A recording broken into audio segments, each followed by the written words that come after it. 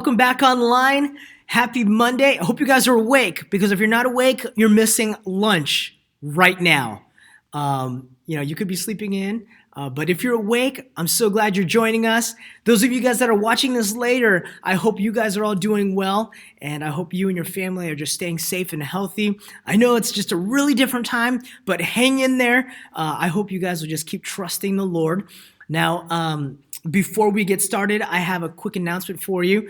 On Saturday, we're going to do a scavenger hunt online. And you're like, Pastor Sherwin, how do we even do that? Well, I am going to email your parents, and I'm going to give you some detail. I'll give them some details. And so make sure you remind them to look for that email. And it's going to have all the details on everything we're going to do and how we're going to set this up for Saturday. So make sure you guys can join us on Saturday. It's going to be a great time. I know there's going to be prizes for the winning family. So make sure you guys tune in, okay? Now, today, real quick, we're going to talk about humility.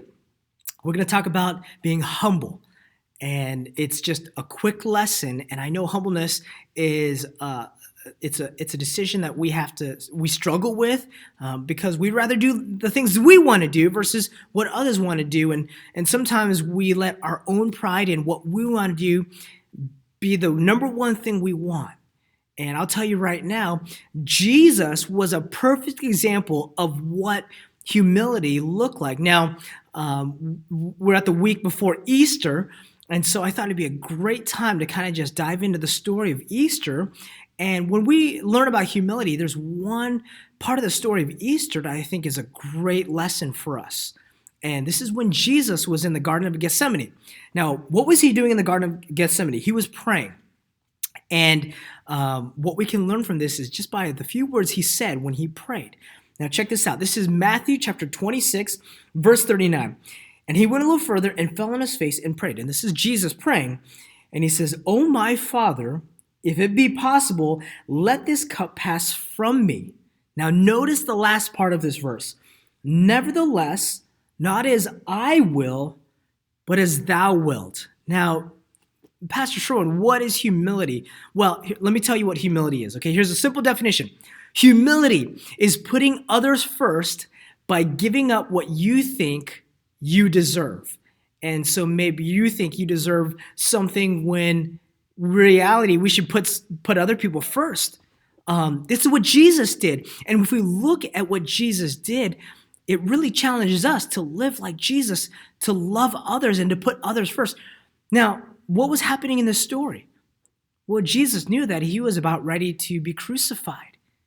And that's a tough place to be.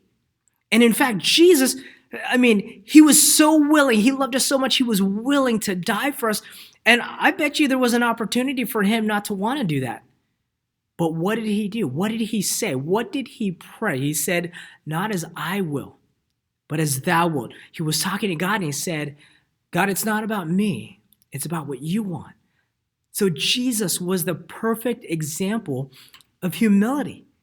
And I love this part of the story because it really shows that, you know what, if he didn't choose to do that and wasn't willing to die on the cross, there would be no way for us to get to heaven. That's a great decision that he made. And then when it comes to our life, what decision do we make when it comes to humility, to being humble?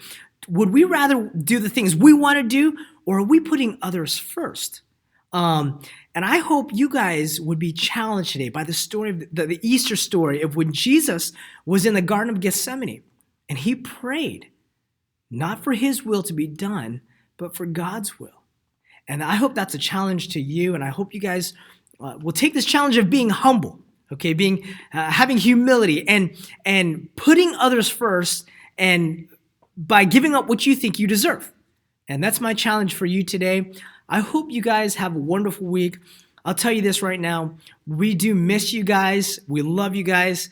The leaders have asked about how you guys were doing. I know they miss you, seeing your faces at church. But we love you guys. We are praying that you guys stay safe and healthy, and just keep your eyes on the Lord. Keep trusting the Lord. I know this is all going to pass, but make sure you guys are just trusting the Lord. I know the Lord's going to do some great things, okay? Well, you guys have a wonderful day, and we will talk to you soon online later.